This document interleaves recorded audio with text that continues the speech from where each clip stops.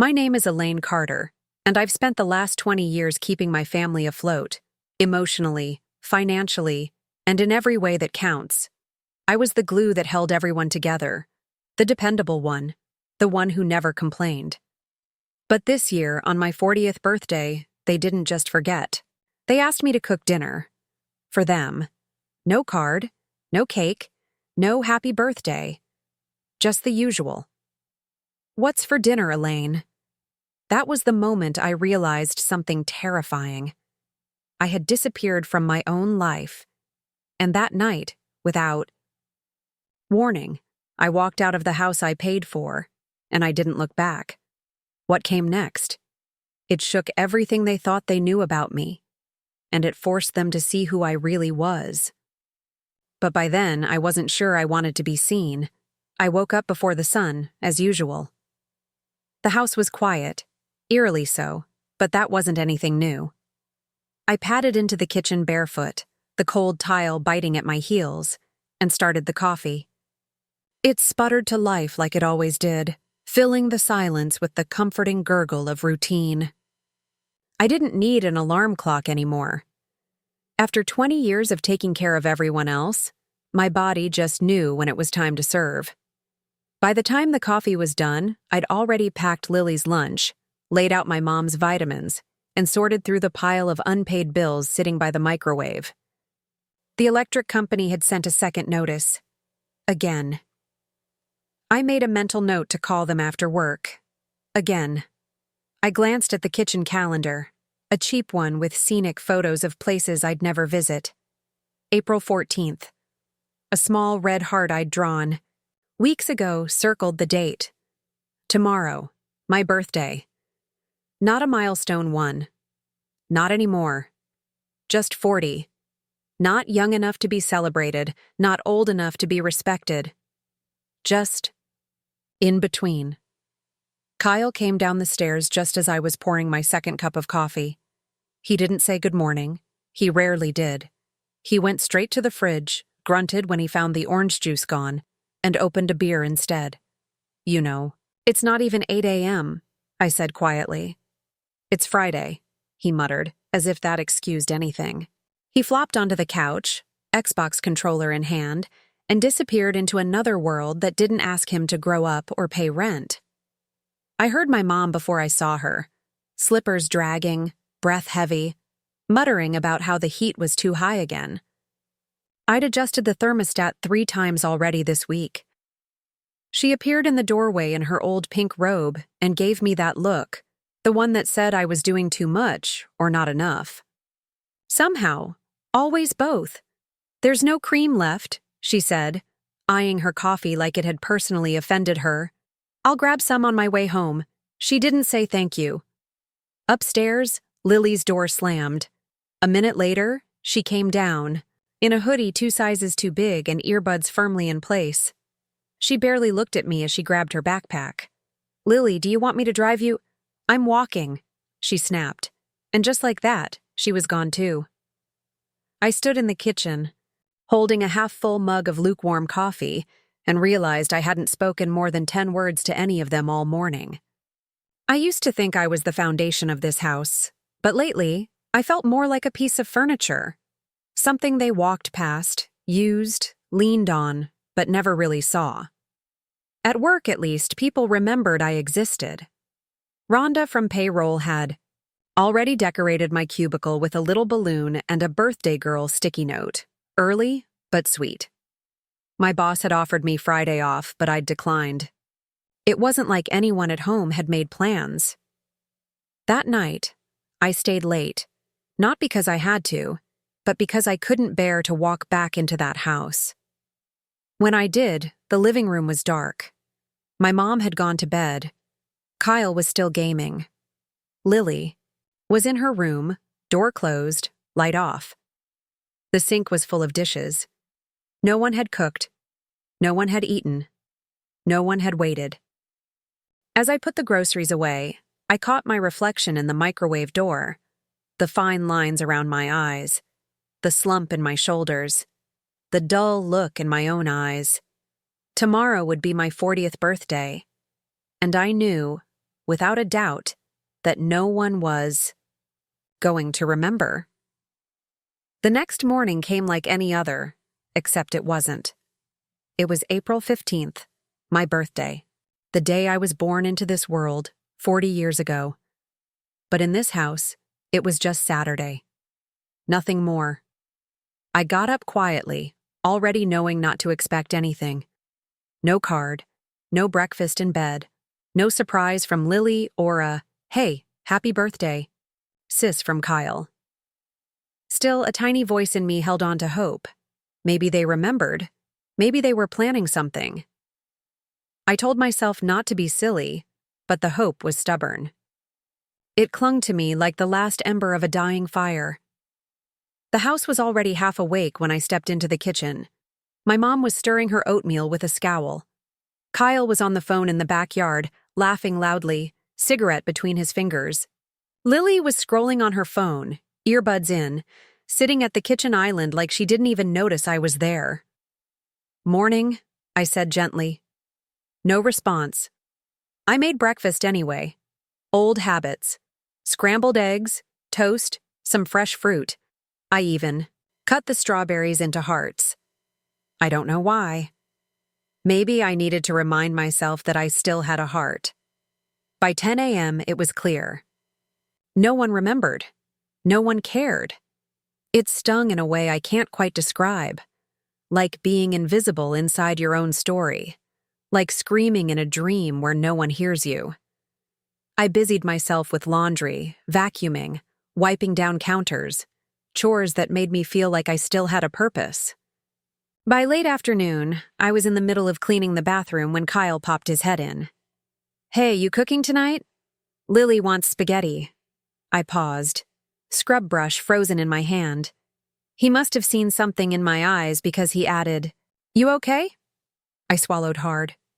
"Do you know what today is?" Kyle blinked. "Saturday?" I stared at him for a long second, then laughed. It wasn't a happy laugh. It was the kind of laugh that came from somewhere deep and cracked. Somewhere that had been stepped on one too many times. "I'll make spaghetti," I said, walking past him with a smile so tight it hurt. He didn't even notice. By 6 o'clock? The kitchen was hot and my back ached. I stirred the sauce, boiled the pasta, plated the meals like I always did. Lily grabbed her bowl and disappeared into her room. Mom ate in front of the TV. Kyle said thanks with his mouth full and a belch after. No candles, no cake, no birthday. Just another night where I fed the people who never fed me. And that was it. That was the moment. I put down the ladle, wiped, my hands on a dish towel, and walked to my bedroom. I didn't pack much, just a small duffel with a change of clothes, my laptop, and a folder of important papers I'd been holding on to for years. The deed to the lake house, a job offer from a firm in Colorado, a letter my late husband wrote to me on my 30th birthday that I'd never had the courage to reread. Until now. I came downstairs and stood in the doorway of the living room. "I'm heading out for a bit," I said calmly. "Where to?" my mom asked, eyes still glued to her soap opera. "Just somewhere I can hear myself think." Kyle looked up. "Wait, but what about the dishes?" I smiled at him. A real smile this time. The kind that says you'll understand one day. "They're not mine tonight," I said. "Happy Saturday," and I walked out. No one followed me. The sky outside was turning purple, and the street was quiet. I got into my car and drove. Not aimlessly, but with purpose. Toward peace. Toward something that felt like freedom. And for the first time in years, the silence around me didn't feel lonely. It felt like space. Space to breathe, space to think, space to begin. Before we continue the story, I want to connect with you, yes, you, my wonderful viewer. Where are you watching from? Drop your country's flag in the comments below. And if you're watching this alone tonight, I just want you to know, you're not really alone. Not right now. Because I'm right here, telling this story with you. Now take a deep breath. The next part, is where everything starts to change. The next morning, the house felt different. Quieter. Heavier. There was no smell of coffee drifting from the kitchen, no soft footsteps padding around the house before sunrise, no breakfast magically appearing on the table like it always did. My absence had finally arrived before I did. At first, they didn't really notice. Lily assumed I had gone to the store. Kyle figured I was just sulking somewhere, like that time I locked myself in the laundry room for an hour after Mom accused me of being cold. And my mother? She said nothing. She made her own weak coffee, sat in her recliner, and flipped through an old magazine she wasn't reading. But by noon, when the silence continued, a thin layer of panic began to settle over everything. The fridge was full of food, but no one cooked. Last night's dishes were still in the sink, crusted and sour. Kyle wandered into my bedroom, probably looking for a clue or a reason. He found the bed made perfectly, a few drawers slightly open, my laptop gone. The old folder I always kept. In the desk drawer, missing too. He came downstairs slowly, face tight with concern. She's gone. Lily looked up from her phone. Gone where? She packed stuff, took her laptop.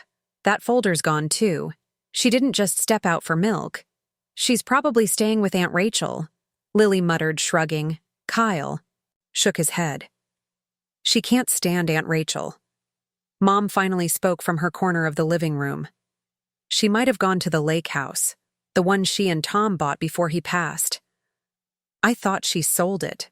No, she kept it. Said she'd hold on to it for someday. No one said anything after that. By day 2, the cracks turned into full-blown fractures. Kyle got a call from the electric company. Automatic payments had failed, and the bill was past due. The Wi-Fi was out.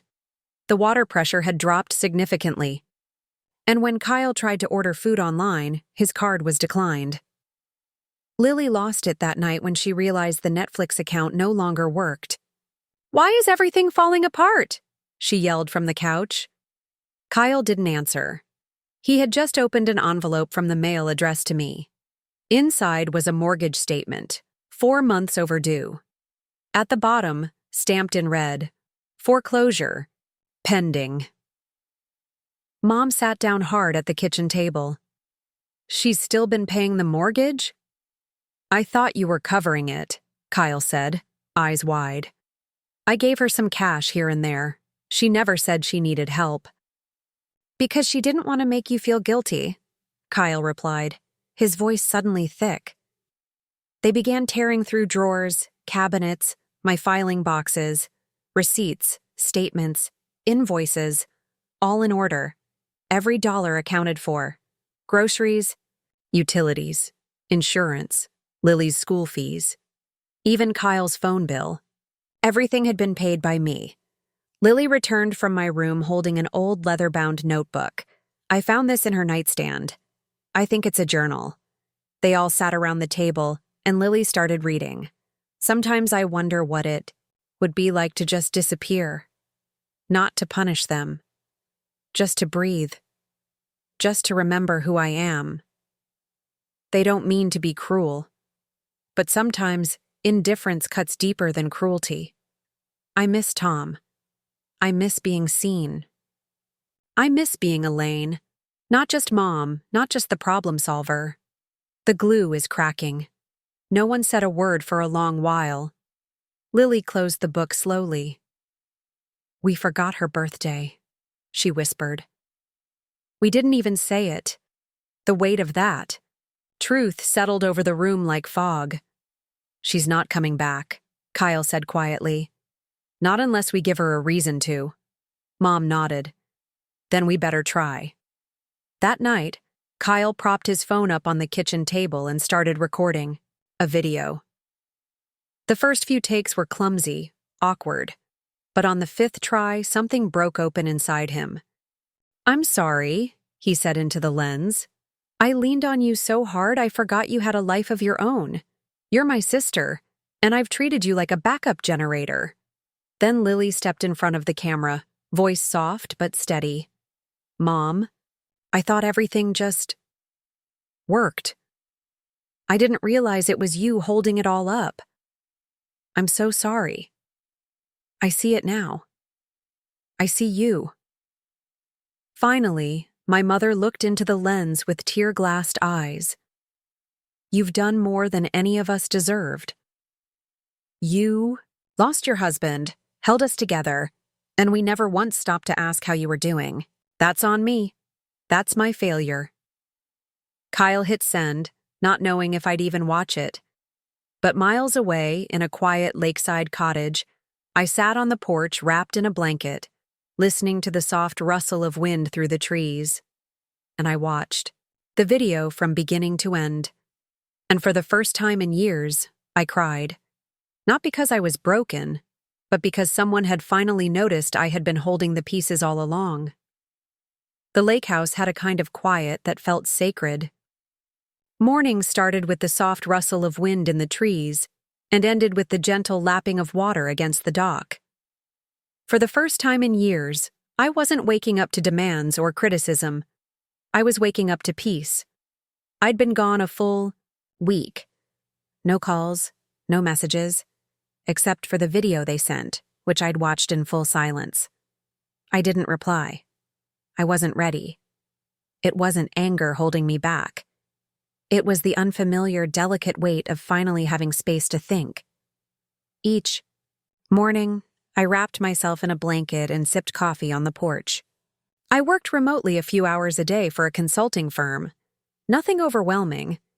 It gave me purpose but left room to breathe. The quiet, once so foreign, had started to feel like home. That Monday, I opened an email from a company in Colorado. They had offered me a position months ago, a flexible HR role with better pay and a chance to start fresh. Back then, I hadn't had the courage to take it. This time, I didn't hesitate. I accepted. Later that afternoon, I drove into the nearby town and toured a small apartment, sunny, simple, and mine. I signed the lease by sunset. The next morning, I sent a message to Kyle. "If you, Lily, and Mom want to talk, come next Saturday. Noon, I'll be at the lake house. 1 hour." I didn't know if they'd show, but they did. They pulled up right on time. The car door opened, and for a second, we all just looked at each other. Then I stepped out onto the porch and gave a small nod. "Come in." Inside, I poured coffee while they sat at the kitchen table, eyes flicking around the space like it belonged to someone they were only just beginning to know. Kyle spoke first. "Thanks for letting us come. I know we don't deserve it." I said nothing, just sat down across from them. Mom pulled a folded paper from her purse. "I've taken a full-time job at the clinic down the street. It's not glamorous, but it's mine," Kyle added. "I'm working nights at a warehouse. Lily's been helping around the house. We're figuring it out." Then Lily reached into her backpack and slid something across the table. A card. Handmade. A little uneven. On the front, it read, "Happy, belated. 40th. Mom, I see you now." I looked at it for a long moment. The room was silent, full of words that had never been said before. "I'm moving to Colorado next month," I said finally. "I've taken the job. I signed a lease." Their faces fell slightly, but no one protested. "I'll pay the mortgage for 3 more months," I added. "After that, it's yours to handle." They nodded, quiet but understanding. We talked for a little while longer, about small things, about the weather, work, books. Then they left. No dramatic goodbyes, just a shared sense that something real had shifted. I stood at the porch as their car disappeared down the gravel road, and I didn't cry. I felt whole. 6 months later, they moved into a modest apartment. Mom kept her job. Kyle stayed employed. Lily started tutoring part-time. They were learning to stand on their own, and I had built something new. On my 41st birthday, a small package arrived. A chocolate cake, a group photo, and a note that read, We miss you, but we're okay now. Thank you for everything. Happy birthday, Elaine. I smiled, closed my eyes, and breathed in the mountain air.